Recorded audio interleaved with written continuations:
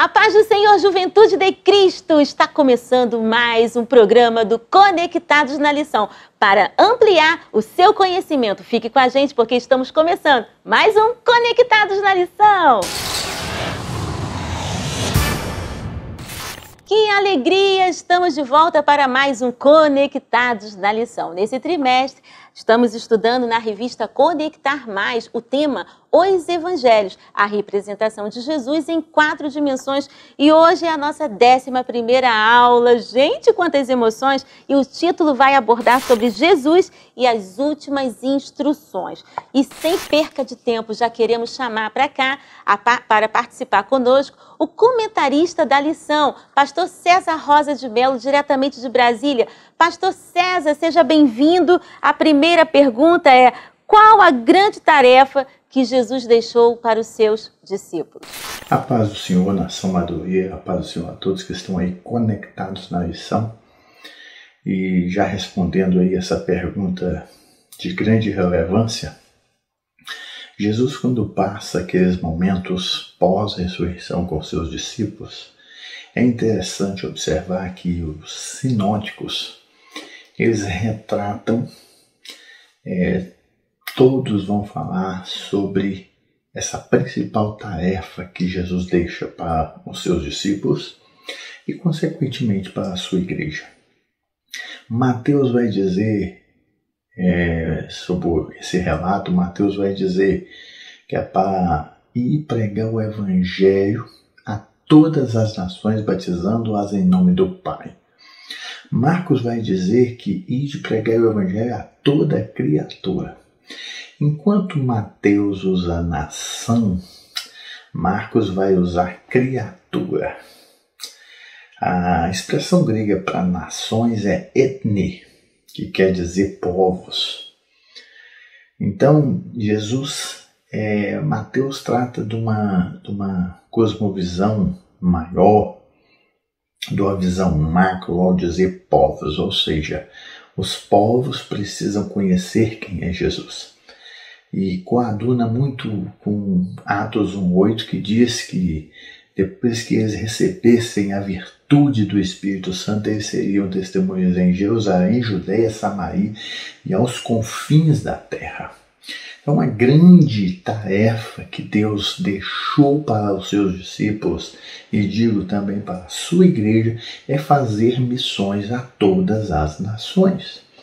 Lucas ele vai frisar que nós precisamos pregar o Evangelho, começando por Jerusalém, porque de lá eles seriam revestidos de poder, mas Lucas vai falar que Evangelho precisamos pregar, e ele vai falar que anunciar a remissão de pecados. Queridos, quando nós falamos de grande comissão, nós precisamos ter em mente que o único nome que tem poder para salvar, para libertar, para fazer uma obra de restauração é o nome de Jesus Cristo. A igreja primitiva, ela pregava Jesus, ela respirava Jesus, missões estavam no coração daquele povo. É tão interessante que certa feita eles quiseram impedi-los de pregar. E Pedro vai dizer assim: não podemos deixar de falar daquilo que temos visto e ouvido. Então, queridos, por que eles preferiam morrer a deixar de anunciar o Evangelho? Eles receberam do próprio Senhor Jesus a incumbência. E eles sabiam que o que estavam pregando não é uma filosofia, não é um estilo de vida, mas era o nome do Senhor Jesus Cristo, que tinha poder para transformar pessoas e mudar sociedade. Que nós jamais venhamos esquecer que a grande tarefa que está sobre os nossos ombros é a pregação do Evangelho, é fazer Cristo conhecido ainda onde ele não foi anunciado. Ok, pastor, e qual a maior promessa que Jesus nos deixou? Pois bem, quando falamos de promessa, é interessante porque nós vivemos a época das promessas. Só que existe uma promessa que nós não podemos esquecer e nós não podemos trocar por nada nesta vida. Que promessa é essa? Jesus deixou bem claro. O evangelista João vai dizer: não se turbe o vosso coração, credes em Deus, credes também em mim. Na casa de meu pai há muitas moradas, se não fosse assim, não vos teria dito, vou preparar-vos o lugar. Jesus, durante todo o seu ministério, ele sempre pontua que o seu grande desejo é que onde ele estiver, nós também estejamos. E é interessante que dali surgem as maiores promessas para a nossa vida. Nós temos grandes promessas. Promessas da efusão do Espírito Santo, promessa de dons espirituais, promessa de que Ele estaria conosco até a consumação dos séculos. Porém, a promessa de um dia morar no céu sobrepuja todas as promessas. A promessa de um dia sermos arrebatados está acima de qualquer coisa. É tão interessante isso que certa feita os discípulos estavam todos eufóricos porque os demônios se submetiam a eles, as enfermidades saíam em retirada quando eles davam a ordem, e Jesus os vendo tão entusiasmados com tudo que isso proporcionava. Jesus vira para os seus discípulos e fala assim: por que vocês estão alegrando com esses dons? Por que vocês estão alegrando porque os demônios submetem ou porque as enfermidades estão saindo em retirada? A principal alegria de vocês deve estar no fato do vosso nome estar escrito no livro da vida. Queridos, essa tem que ser a nossa esperança, a nossa certeza, que o nosso nome está escrito nos céus. Quando Jesus estava sendo levado aos céus, quando ele estava sendo tampado pelas nuvens, e uma voz vocifera e dizendo: por que estás olhando para cima? Esse mesmo Jesus que está sendo recebido, ele vai voltar. Esta é a maior promessa que nós temos. Paulo, quando escreve a carta aos Efésios, ele diz que o Espírito Santo é o penhor da nossa esperança, da nossa redenção. Todos sabem que penhor é algo que alguém deixa como garantia de que ele vai voltar para quitar uma dívida. No caso aqui da volta de Jesus, Jesus deixou o Espírito Santo como sinal: eu vou voltar para levar vocês. Meus queridos, podem passar 1000 anos, 2000 anos, 3000 anos, não importa. Talvez eu não seja a geração do arrebatamento, talvez eu seja a geração do arrebatamento, se não vem ao caso. O que tem que ser a tônica da minha vida é estar preparado, porque a trombeta soará. Os que morrerem em Cristo ressuscitarão primeiro, e depois nós, os que ficarmos vivos, seremos transformados e habitaremos para sempre com o Senhor. A recomendação bíblica é: qualquer que nele tem essa esperança, purifique-se assim como também ele é puro. Não perca o foco, não se perca nas questões mundanas, nem por prazeres temporais, mas que a tua mente, o teu coração, o teu olhar esteja firme na promessa da parousia. Nós vamos morar no céu. Que bênção! Pois é, gente, lembrando que a Editora Betel disponibiliza para você Juventude de Cristo, para ampliar ainda mais o seu conhecimento. Temos um subsídio do nosso site totalmente gratuito, que é o PIL Conectar Mais Jovem, programa de incentivo à leitura, com um grande subsídio, sempre assuntos contextualizados à lição, que certamente vai ampliar e muito a sua visão para a palavra de Deus. E eu já quero receber aqui a nossa convidada, ela que é graduanda em teologia. Vou dar boas-vindas à nossa querida diaconisa Juliana Nascimento. Seja bem-vinda. Juju, o que o PIL traz para a lição dessa semana? Muito obrigada. Para mim é um grande prazer estar aqui mais uma vez no Conectados na Lição, participando desse grande programa da Editora Betel. Bom, o Pio essa semana vai falar sobre o mestre exemplar. E se você quer saber mais sobre esse assunto, se você quer destrinchar um pouquinho mais sobre o mestre exemplar, que é Jesus Cristo, acesse lá o site da Editora Betel e faça o download gratuito do programa de incentivo à leitura.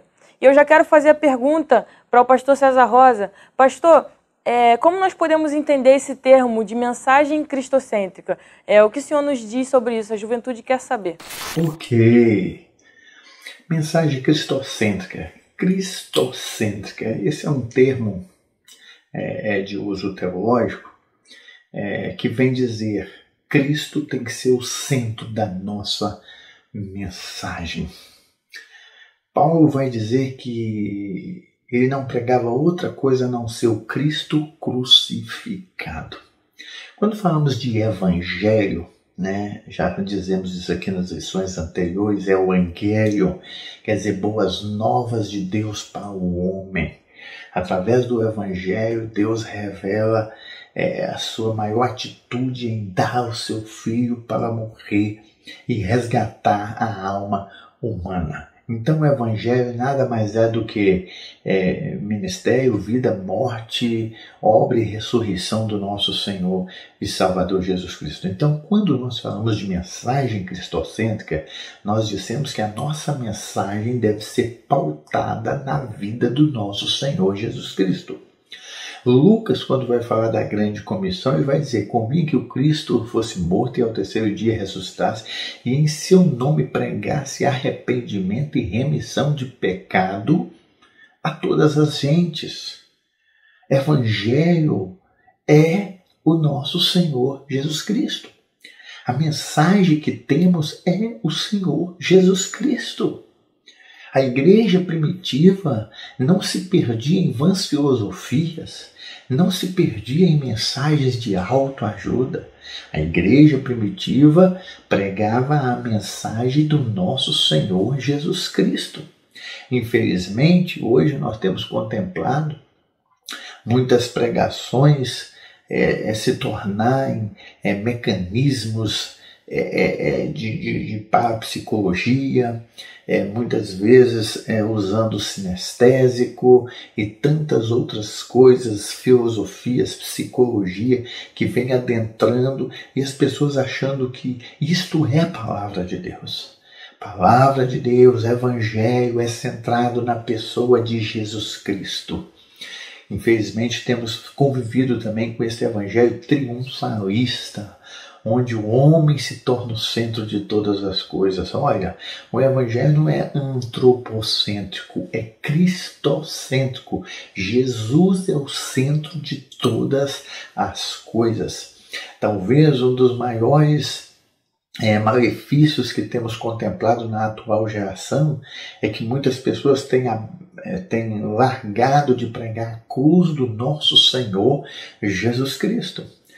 Paulo, ao expressar o seu amor, a sua gratidão pela cruz de Cristo, ele fala a pessoas acostumadas com o sublimar da filosofia. Ele fala: porque o evangelho é loucura para os que perecem, mas para nós é o poder de Deus. Não podemos abrir mão deste evangelho que é o poder de Deus.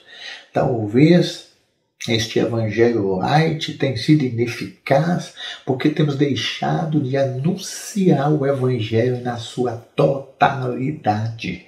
Que nós, a cada dia mais, venhamos encher os nossos corações com a mensagem da cruz, como diz o hino 291 da nossa harpa: até morrer eu quero proclamar essa mensagem da cruz.